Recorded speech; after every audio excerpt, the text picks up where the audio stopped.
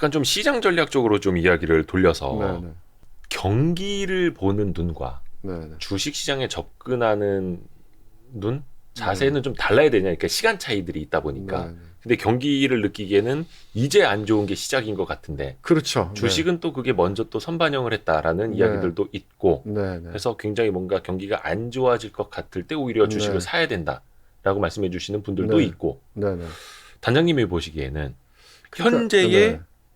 주식 투자 전략은 좀 어느 쪽으로 어떻게 가져가야 한다고 보세요? 그러니까 뭐 주식보다는 이제 자산 배분 관점에서. 자산 배분 네. 관점에서. 그러니까 이제 결국은 시장이 여기서 꽤 올랐잖아요. 네, 지금 2,400 그죠? 네, 근데 앞으로도 계속 올 거냐?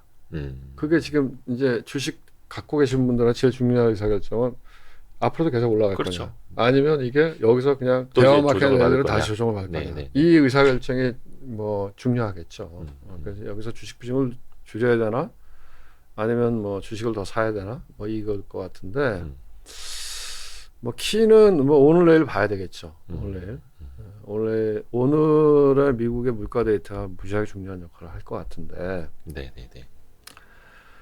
만약에 물가 데이터가 아주 우호적이지 않으면 음. 아주 우호적으로 이제 물가가 꺾였네 네, 이런 게 네, 네. 확연히 보이면 그러면 랠리가 좀 더 이어질 수도 있겠죠. 네, 네, 네. 그럼 달러가 다시 약세로 가고 달러 약세로 가고 그 다음에 변동성 지수 빅스도 떨어지면서 이머징 마켓 주식이 다시 올라갈 수 있겠죠. 그래서 사실 오늘 밤이 무지하게 중요한 날인 것 같아요. 근데 이거는 이제 그 지나서 업로드가 될 겁니다. 네. 예, 예. 근데 뭐 지나고 나서도 이제 시장을 보시면 그런데 만약에 그렇지 않고 그냥 뭐 예상 정도의 숫자가 나왔다 하면은 여기서 추가적으로 올라가는 거는 좀 버겁지 않을까?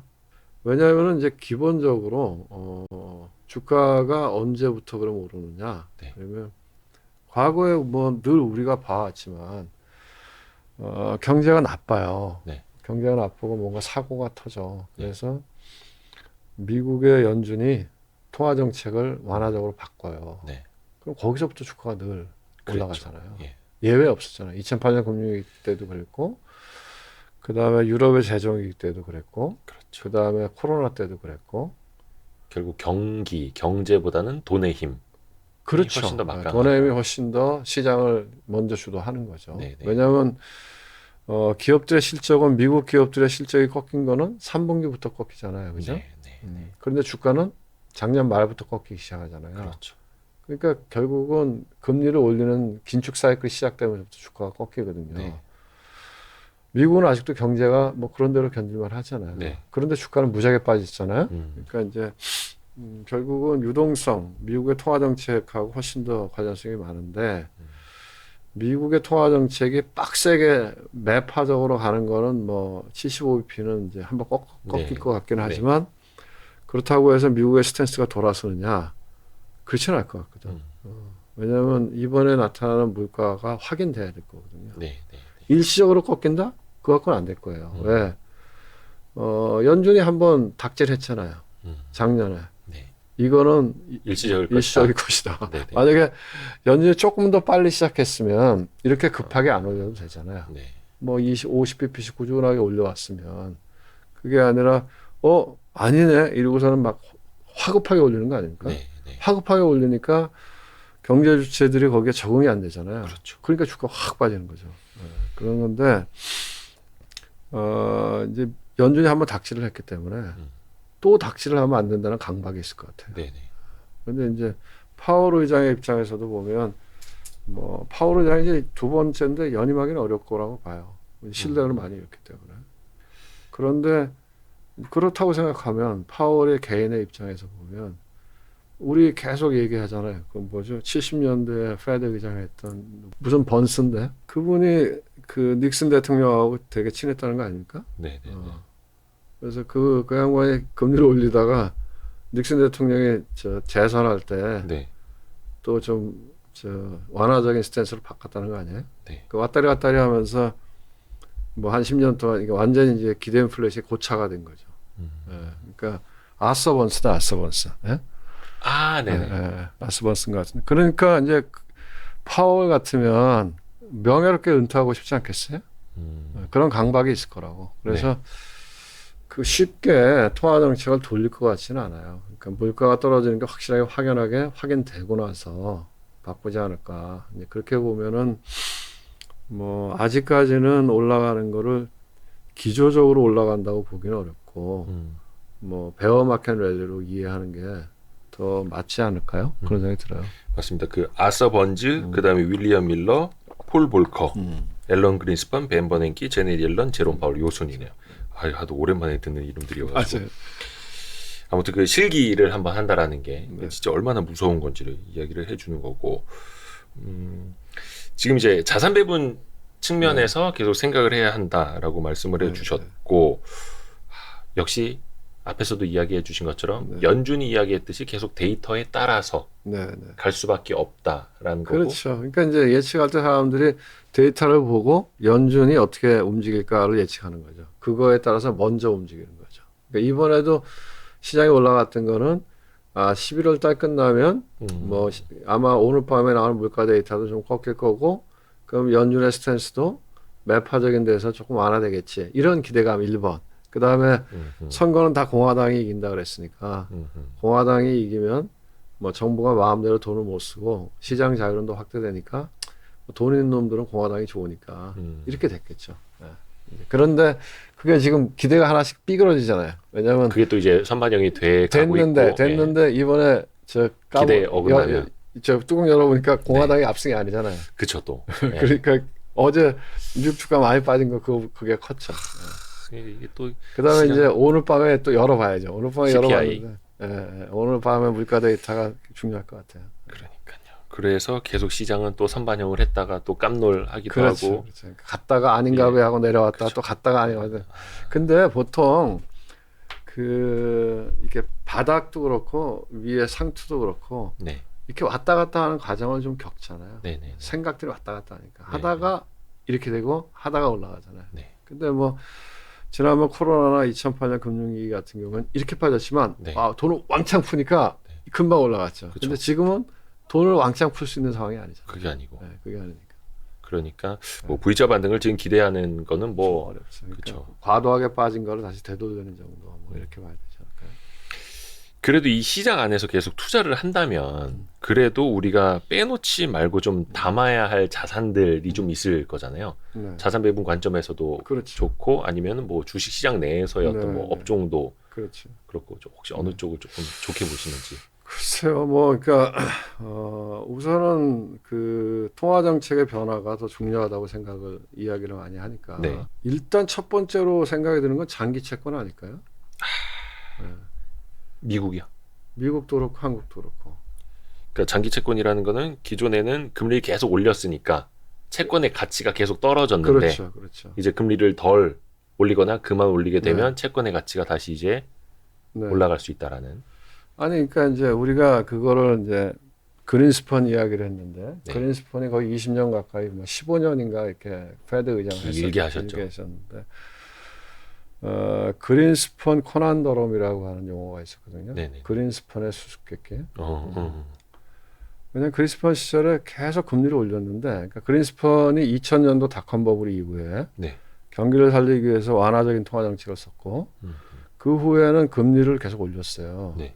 그랬는데 장기 금리가 안 올라가는 거예요. 우리가 늘 얘기하지만 요새 뭐 누구나 다 아는 이야기인데 일드 커브가 역전된 거죠. 네. 그래서 장기 금리가 단기 금리 밑으로 내려가는 거죠. 아무리 금리를 올려도 장기 금리가 안 올라가서 네. 그게 그린스펀의 수수께끼였거든. 네. 그랬는데 그러고 나서 보니까 2008년 금융위기가 온 거거든요. 네. 네. 그래서 시장은 그걸 먼저 예견을 했다 이런 거죠. 근데 지금도 제가 보면 이제 금리를 많이 올렸잖아요. 네. 그런데 이제 추가적으로 금리 올리는 속도가 좀 떨어질 거 아닙니까? 네.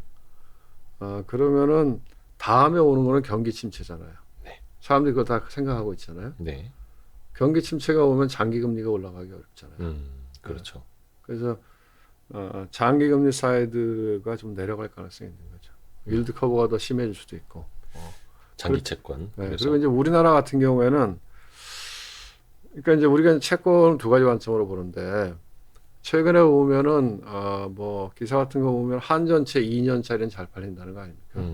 그러니까 지금 금리가 많이 올라갔는데 우리나라 사람들이 생각할 때 이거는 뭐 2년 안에는 안 망할 것 같아 하면 네, 네, 그냥 네. 사는 거죠. 예. 뭐 한 6%, 오케이. 뭐 지금 6%면 좋은 거니까. 뭐 2년 동안 만기까지 가져가면 되고 그렇죠. 그 사이에 그 사이 부도만 안 나면 되니까. 그렇죠. 근데 그 사이에 조금 금리가 올라가도 떨어져서 금리가 올라가도 상관없는 거죠. 그러면 이제 만기까지 가져가면 그 사이 금리가 떨어지면 채권 가격이 올라가니까 차익 실현에도 좋고 뭐 이런 근데 식으로. 뭐 2년짜리 만기 2년짜리가 뭐 금리가 떨어져 봐야 뭐 음. 그건 별로 없고. 네. 그러니까 금리에 베팅하는 거는 장기 채권인 거죠. 그렇죠. 훨씬 더 변동성이 좀 있으니까. 그러니까, 예. 그 장기 채권 국채를 이제 네. 베팅하는 거죠. 그러니까 10년짜리나 뭐 30년짜리 너무 길고 네. 10년짜리 뭐 이런 것들. 그래서 최근에 보면 약간 그런 조짐들이 있는 것 같아요. 네, 맞아요. 우리 시장에서도 보면은 어제 오늘 보면 10년짜리 국채가 많이 올랐거든요. 네, 네. 금리가 떨어졌다는 얘기죠. 그렇죠. 가격이 많이 올랐는데 우리나라는 특히 더울 것 같아요. 우리나라는 내수 경기가 워낙 안 좋고 네. 가계부채가 심하기 때문에 네. 마지못해 금리를 올리는 건 가능한데 우리가 공격적으로 금리를 올릴 수는 없거든요. 그렇죠. 여기서 더는. 그리고 뭐 높게 올리면 완전 내수가 붕괴되고 혹시 그렇죠. 가계부채가 터질 수도 있으니까 음. 그런 맥락에서 우선은 자산 배분 측면에서 장기 국채, 그 다음에는 어쨌든 좀 길게 보고 투자하는 사람들은 네. 그냥 이 기회에 좋은 주식을 싸게 담자. 그리고 버텨보자. 그런 컨셉도 가능할 것 같아요. 그런 맥락에서 아마 최근에 좀 랠리가 있었던 게 아닌가 그런 생각 들더라고. 앞에서 말씀하신 것처럼 외국인 입장에서 정말 한국 주식이 싸 보이는 것처럼 물론 네. 우리는 이제 원화로 투자를 해야겠습니다만 외국인들도 그렇고 뭐 한국 사람들도 좀 자산이 여유가 있으신 분들은 이 기회에 뭐 그냥 좋은 주식들 뭐 삼성전자도 거의 뭐 9만 원 갔다가 5만 원까지 빠졌으니까 반토막 났었고 그렇죠. 뭐 네이버 같은 주식들은 뭐 거의 3분의 1 토막 났고 뭐 그렇죠. 이러니까 뭐 그게 없어질 건 아니잖아요. 네.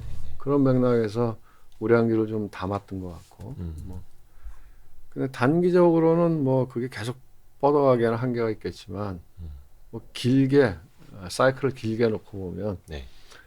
늘 뭐 무조건 되게 안 좋을 때 사갖고 하면 그게 좋은 시기니까. 물론 이거는 이제 장기적인 관점. 장기적인 그렇죠. 관점에서. 그렇죠. 뭐 그런 것들이 그리고 결국은 저는 이제 미국의 테크 주식도 네.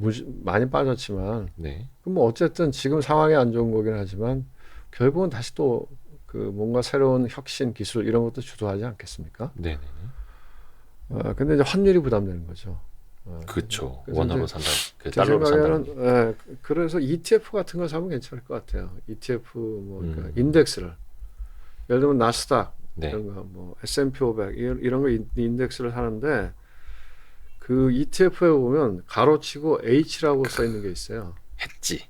그러니까 가로치고 H 그 요새는 그 몇 개 없더라고요. 옛날엔 다 해치를 했는데 요새는 네. 다 오픈을 해서. 그것도 뭐 본인의 선택에 따라서. 근데 그 가로치고 H라고 되어 있는 거는 환해질 한 거거든요. 네. 그러니까 만약에 근데 결국은 주식이 올라가면 원화 환율도 떨어지거든요. 네. 왜냐하면 우리 원화가 이 이머징 마켓 통화잖아요. 네. 위험 자산이기 때문에 주가가 올라간다는 거는 그 리스크 프레퍼런스가 높아진 거예요. 위험 선호도가 높아진 거거든요.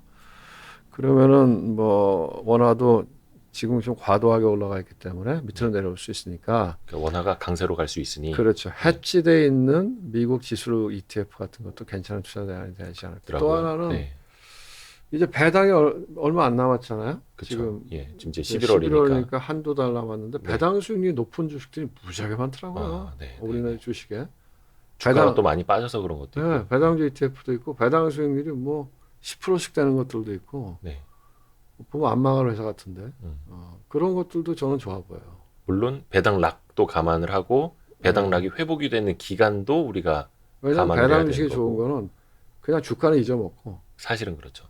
배당을 받고 네. 주가는 그냥 견디면 되는 거거든. 그래갖고 네네네. 주가가 뭐 올라오면 그때는 팔면 되고 안 올라오면 이게 장기 투자하시는 분들은 지금 보면은 뭐 하여간 뭐 배당 수익률이 높은데 PBR도 낮고 뭐 그런 주식들이 꽤 있어요.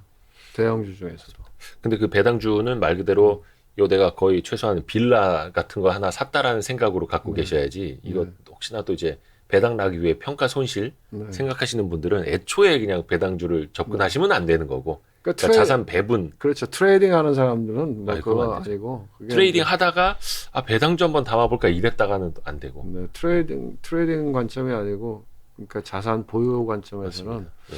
배당주가 지금 예를 들면 배당 수익률이 10%다. 그러면 두 달밖에 안 남았잖아요. 네. 그럼 연수익률로 하면 거의 50% 60%잖아요. 물론 배당락도 있다는 거. 네. 그렇죠. 배당락은 하죠. 그렇죠, 근데 통상 이제 PBR을 보셔야 돼요. 배당주 투자를 할 때는. 그러니까 PBR이 1 이하이고 배당 수익이 높은 주식. 네. 그런 주식들은 괜찮아요. 그리고 그게 또 배당락을 하더라도 시간이 지나면 또 회복이 되니까. 네. 그런 것들은. 배당락은 어디서 제가 자료를 보니까 이제 회복하기가 평균 6개월 정도 걸린다 하더라고요. 네, 뭐 네, 네. 그건 물론 그것도 기업마다 다 다르겠습니다만. 다르겠죠. 근데 만약에 뭐 업황이 좋은 기업들은 올해 같은 경우는 KT도 되게 그 좋은 배당주인데 그렇죠. 올해 그 KT가 잘하니까 그렇죠. 거의 주가가 상대적으로 아웃퍼폼도 많이 엄청 하잖아요. 예. 지수 대비로는 뭐 한 30% 이상 아웃퍼폼한 그 거 전통적인 배당주였거든요. 그렇죠, 그렇죠, 그러니까 뭐 그 어떤 종목을 고르냐에 따라 다른 거죠. 맞습니다. 근데 이제 배당주 투자를 할 때 PBR이 높은 주식들은 조금 리스키하죠. 그러니까 이제 뭐 요새는 잘 모르겠는데 옛날에 맥쿼리 인프라 펀드 같은 경우 네, 아주 네, 전통적인 배당주 중에 하나인데 그렇죠. 그건 PBR이 높아요. 한 2배 가까이 될걸 옛날에 보면. 네, 네. 지금은 네. 어떤지 모르겠는데. 음. 근데 그런 경우에는 PBR이 1배 이하인데 배당 수익률이 하다 만약에 뭐 5% 10% 나오면 그거는 꾸준히 유지될 수가 있는데 네. PBR이 높은 주식은 사람들의 인식이 바뀌면 네. 그 PBR이 1 이하로 내려올 수도 있는 거잖아요. 그렇죠. 네, 그런 리스크는 좀 감안하셔서 네. PBR이 1배 이하인데 배당 수익률도 높다. 그런 주식이 좋은 거죠. 맥코리 인프라 최근에 찾아보니까 그 배당 수익률이 7%네요. 7%. 그렇죠. 7.0%. 꾸준히 그 정도 나오죠. 네, 그렇습니다. 이거는 이제 찾아보시고 또 성향에 맞아야 되니까 좋습니다. 해서 오늘 이창훈 전 공무원 연금 네. 자금운용단장, 네. 예, 그리고 현재 한양대 경영대 네. 교수님, 예, 이창훈 교수님과 함께 이야기를 나눴고요. 한 번씩 이렇게 좀 해안을 저희가 또 이제 빌리도록 여기까지요. 하겠습니다. 아유 네. 오늘 좋은 말씀 감사합니다. 네, 고맙습니다. 네. 수고하셨습니다. 네.